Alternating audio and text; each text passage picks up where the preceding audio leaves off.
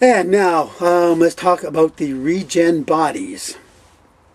Okay, now, first of all, I have to say that Jesus said, and the Bible tells us, that in John 14:12, that everything that Jesus did, we will be able to do the same things and more. And what are some things that Jesus did? If you can look at all the miracles, read all the miracles in the four Gospels, and they will show you exactly what Jesus can do. Jesus had healing powers. As you know, he could cure various ailments of the human body. Blindness, sickness, physical deformities, lame, being lame, not being able to use your legs and stuff like that. So during the 1,000 years of peace, should one of the people under your care become injured, you can show up there right in the spot after they learn their lesson, and you can heal them. Jesus could also control the weather. He could calm the storms and things like that, as well as the two witnesses. You could read what the two witnesses could do in the book of Revelation. They could call up a storm. They could call up any kind of hailstorm, any kind of thunderstorm, any kind of storm they wanted to, just because they were given that kind of control. So we will be given control over the weather too, over the forces of nature, which is why you'll be able to fly as well. You can control gravity. And let's see, Jesus could also multiply food, as you know, when he fed the 5,000 and the 10,000. There was a couple of fish and a couple of loaves of bread. And he could have done that any number of ways, but the two ways that come to my mind is Jesus can easily create something out of nothing. He can easily take the molecules of the air and rearrange the atomic structure, rearrange the quantum matter of the air, and turn it into something solid. So Jesus could easily multiply the fish that were in the basket by changing the air molecules, changing their quantum nature, and turning those atomic particles of air, turn it into the same kind of atomic particles that are fish. So Jesus could create something out of nothing. Or if he wanted to, he could have transported, if you wish, a bunch of fish from the ocean and transported them instantly into that basket. So either way, Jesus could create something out of nothing by doing it a number of ways. When we get to heaven, we'll ask him. He'll tell us. He'll show us how he is able to manipulate the quantum nature of matter. And I get excited talking about this because it's kind of a superhero-y thing, because they're things that seem impossible to us now, but with God, all things are possible. And Jesus will show us how he did that. And it's the same when he turned water into wine. He just took the atomic structure of water, rearranged the quantum matter into the atomic structure of wine. And he could easily do that because he created the quantum nature of the universe. He created matter. He created everything, solid, liquid, gas, plasma, everything. Everything in nature, everything in the universe was created by Jesus, by the Holy Spirit, and designed by God. And he will show us how that we too can manipulate matter, so that we can change water into wine, or so that we also can command water to be solid under our feet. So if we wanted to take a stroll across a lake, we can easily do that. Wherever we step, we'll just tell the water to become cease being a liquid and become a solid for that moment that it's on. So you could even go surfing with just your feet on these high ocean waves. I'm sure the Bible also tells us that everything that Jesus did was written down, but he also did a lot more. If everything were written down that Jesus did during his ministry with his apostles, if all that were written down, the world wouldn't have enough books. So I'm sure Jesus did a whole lot more with controlling nature and just having fun with nature. And I'm sure he showed his apostles a lot more miracles than are recorded, because it says that. And so apart from water walking, let's see, Jesus also knew exactly where that coin in the fish was. When he had to pay his taxes, he told he told someone to go down and get a fish, and in that fish he will find a coin. So Jesus knows exactly where everything is in the world. He knew what circumstances it would take for that fish to swallow a coin, be it the day before, be it a week after, be it just minutes before. Jesus knew that at some point somebody was going to toss a coin into the ocean, or into the water, and that fish would swallow it. So either Jesus commanded the fish to swallow that coin and just be on the shore in order to be picked up, in order to get it. Either way, Jesus knows everything, and we too will be able to do that too. We'll know what's going on with the little things around the world, and with the little things around the people that we're in charge of during our millennial reign with our Lord. Jesus could also raise from the dead. So it could be that someone under your care during the 1,000 years of peace, they might end up dying. And it might not be their time to die. The Lord may not want their souls to go to heaven just yet. So they will learn their lesson, and the people around them will learn their lesson about flirting with death. But you will show up just in time to be able to raise them from the dead. And let's see, Jesus could also control nature, like when he told that fig tree.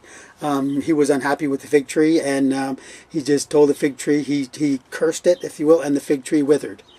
So we'll be able to control nature like that too, but we won't be doing it in a destructive way. I'm sure it'll be in that particular sense. It'll be kind of opposite. We'll see a plant that could be doing a lot better as it blooms, as it grows, and so we'll just tell it, okay, now become full, and this plant will grow. What else? Oh yes, and the other thing that we will be doing, and this is where the superhero thing comes in mind. Because we will have control over the forces of nature, because we can fly, if you wanted to, you could lose your glow, or you could diminish your glow, you could get rid of your glow and just take on the form of a natural human being, so that you could be in disguise. If you wanted to, you could go work amongst the natural people, amongst Adam and Eve's natural bloodline as they grow throughout the 1,000 years of peace. So if you wanted to, you could get a regular job amongst them, and just keep them safe, so that if you saw something that was going to happen, that was going to cause harm or destruction, or if you saw somebody that was in danger, you could easily transform yourself from a non-glowing state to a glowing state, because Jesus showed us that he could do that after he was resurrected. When he was walking down the road to Emmaus, he took away his natural glow that he had, and he took on the appearance of somebody else. So because his disciples that he was walking with and talking with, they didn't recognize him. So because Jesus could do that, and how he did that, whether or not he clouded their minds so they didn't recognize him, or whether or not he took on a completely different appearance, we don't know. Again, Jesus will tell us. But he did it, so we'll be able to do it too. So if you want, for a while, you can live amongst the regular natural human beings and look just like one of them. And they won't know that you're a servant of God. They won't know you're a child of God unless you tell them. But if they ever become in danger, you could run into a phone booth, metaphorically, or you could run into a broom closet and change into your glorified servant of God persona and go rescue them and save the day, and things like that. So because we'll have our regenerated bodies, we will be that much higher than the natural people, and because of that, I'll get back to the superhero thing in a sec. But you out there who love to dance, who love to act, who love to write, the arts will still be there. And the arts will still be available to you. But I can only say that when you create a dance, or when you create a play, when there's any kind of physical choreography, you'll be able to do so much than what you can do. You'll be able to do so much more than what you can do now.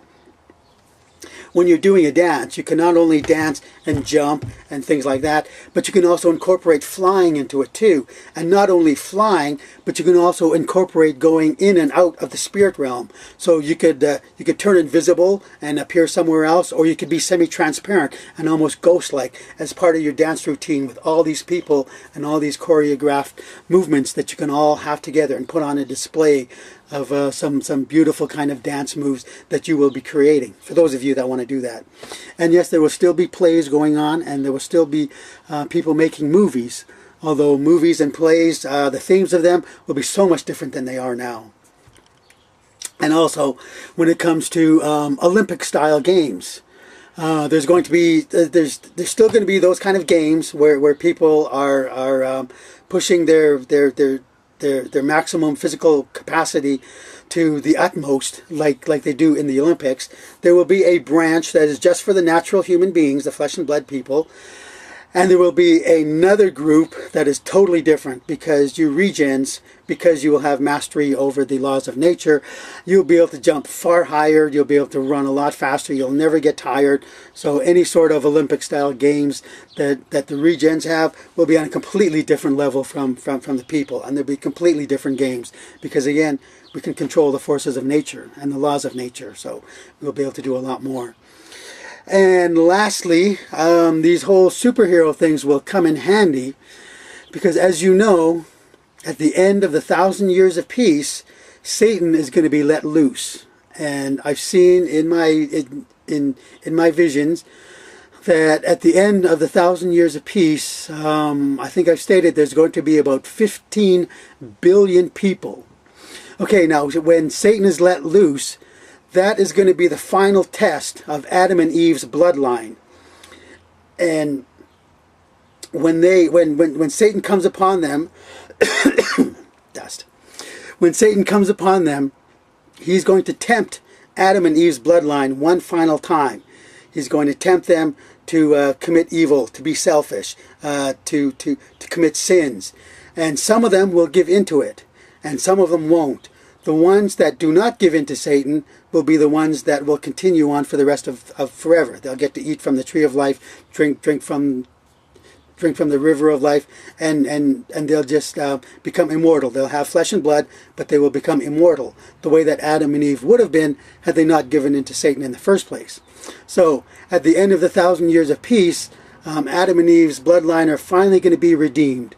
Those that can be tempted will be tempted, and I believe there will be about 3 billion of them that will be tempted.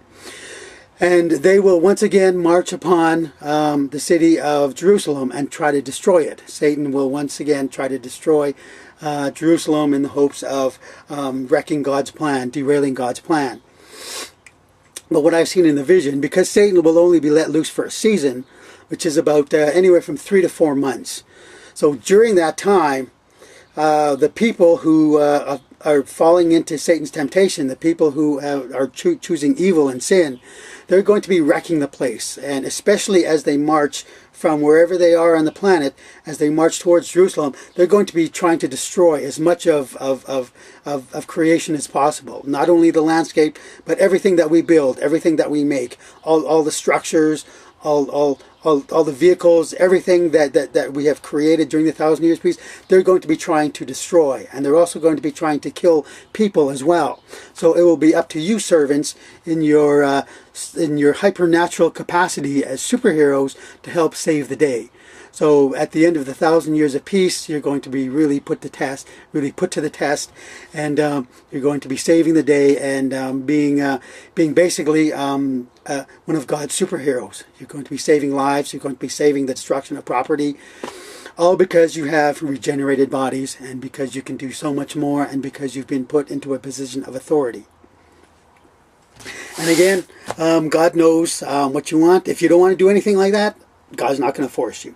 But God knows those people that who do want to things like that, who do want to do things like that, and they will be given those kinds of positions of authority during the 1,000 years of peace down here on the earth in God's natural kingdom. So anyway, that's that, you wise virgins. We've got so much more to do during the 1,000 years of peace, and it's going to be far more glorious with our bodies. We'll be able to control nature. We will have robes that are really cool. We will have these really cool crowns on our head, and we're going to be doing so much more during the 1,000 years of peace, and life is going to be far more glorious for us then. So take care, stay in prayer. We'll see you in Jesus' kingdom somewhere over there, or maybe even somewhere up in the air. Talk to you later. Jesus rules.